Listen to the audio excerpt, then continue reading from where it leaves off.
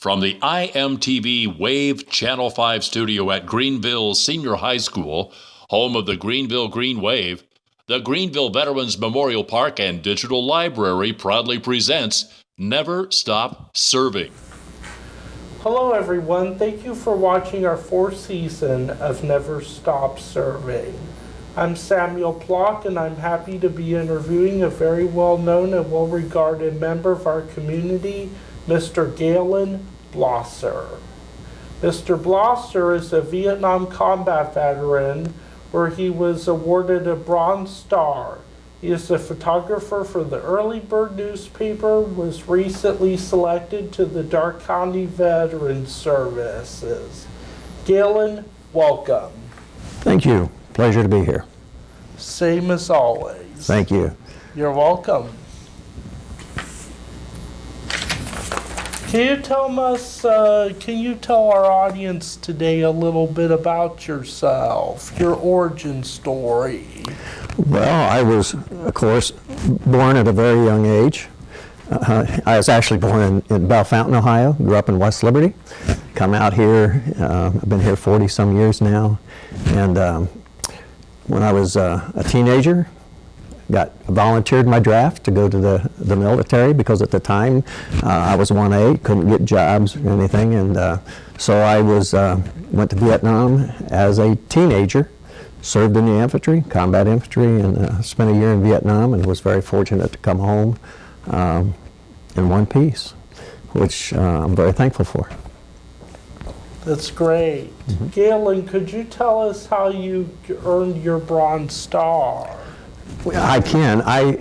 In Vietnam, actually, that was pretty early on in my year there. You can actually read about it. It's online. There's a story online. It's called 12 Men Missing. Our company ran into some pretty difficult times, and I was fortunate to make it out of there without a scratch. Many of our guys didn't, and I received a Bronze Star during that time. Wow. Pretty difficult. It was, and you know, we were 12,000 miles from home. You couldn't call for your mother. There was nobody like that to talk to. But you know, the guys in the military, the guys that I served with, we had each other's backs. Great guys. To this day, I would trust them with anything. So it wasn't like I was over there by myself. I was with a lot of great young American kids just like me, and it was just an honor to be able to do that. So, you know, to be over there, it wasn't like I was all alone. We were buddies, and to this day we're best friends, and that's something that I think if you haven't lived it, it's hard to understand that. But yeah, so the experience, I wouldn't want to do it again, but I wouldn't trade it for anything. And it's really neat to be able to serve your country. Agreed. Mm-hmm. You are the photographer for the Early Bird, a big sponsor of our digital library.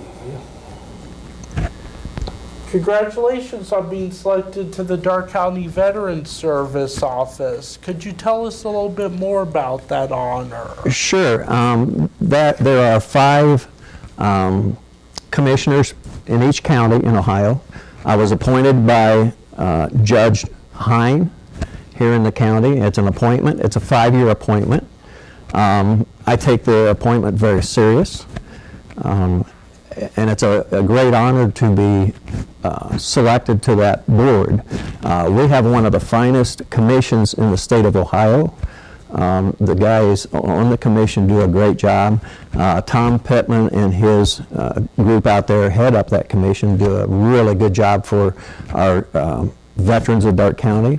The commission, I've got a lot to learn. I'll be going to training and to Columbus quite a bit, some schooling to learn about it.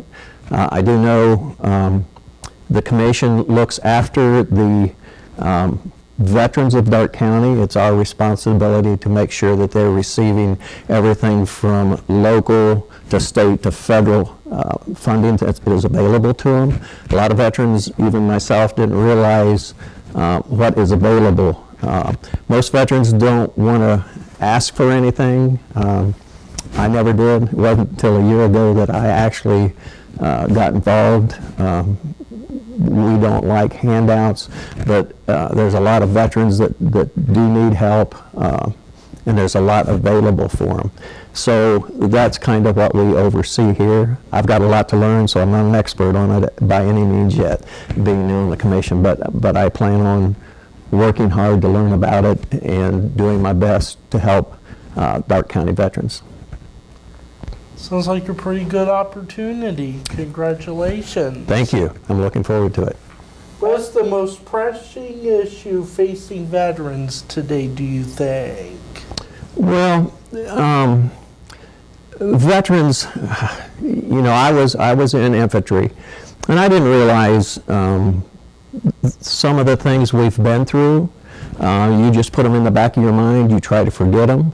They never go away, and so sometimes just talking to another veteran, I don't know if it makes sense to you or not, but talking to somebody that hasn't served is good, but to talk to a veteran that did what you did means a whole lot.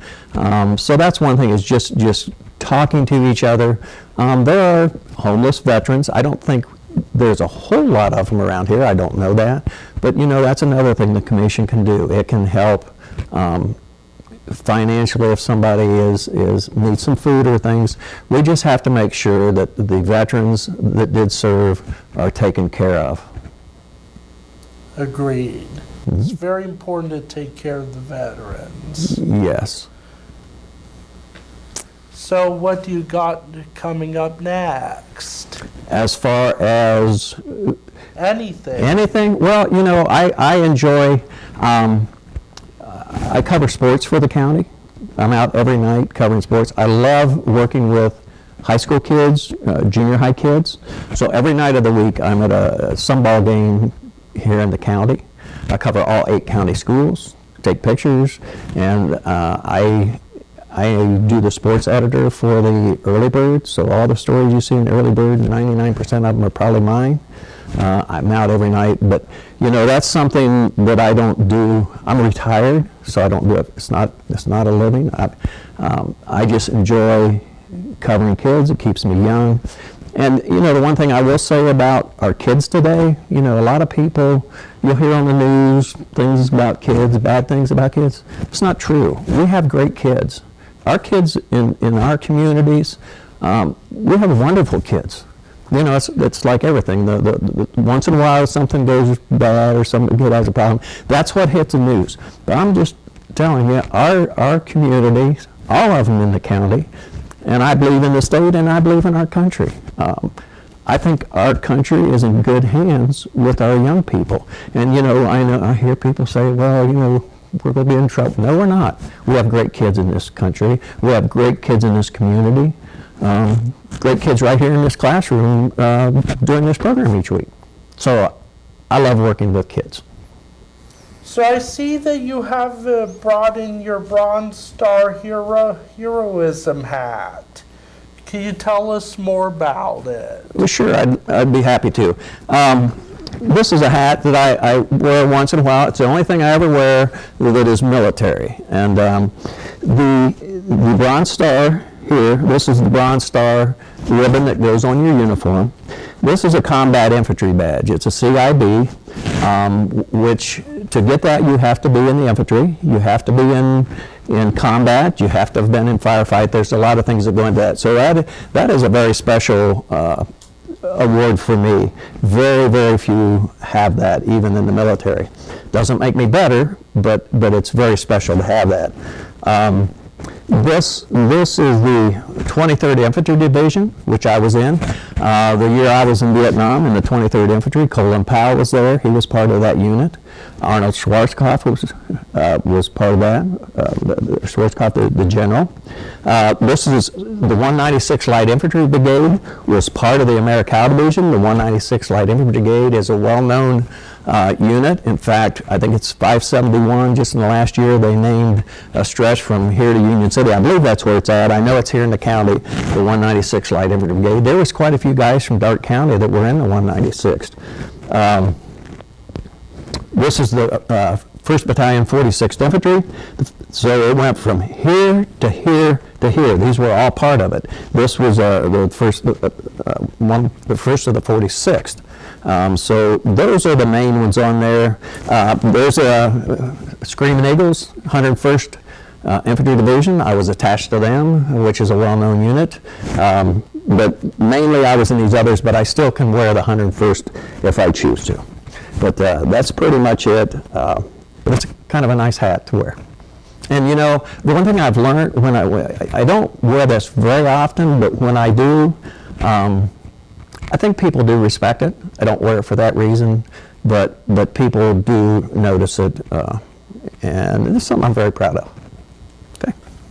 That's great. Thank you for coming, and thank you for your service to your country. Thank you. Appreciate it. The VFW is planning to have a big Patrick's Day event for the Stacy Strong benefit and to save the date.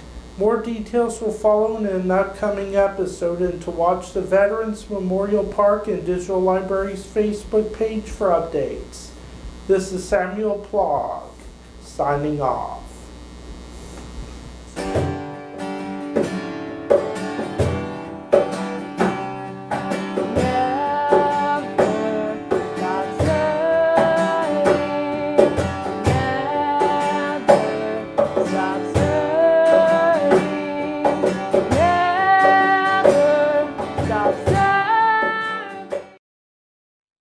Thank you for watching. Please visit us on our social media sites. Please consider contributing to our mission in some way. Also, we are always looking for veterans and their families to share their stories with us. Be sure to join us next week for our next episode of Never Stop Serving.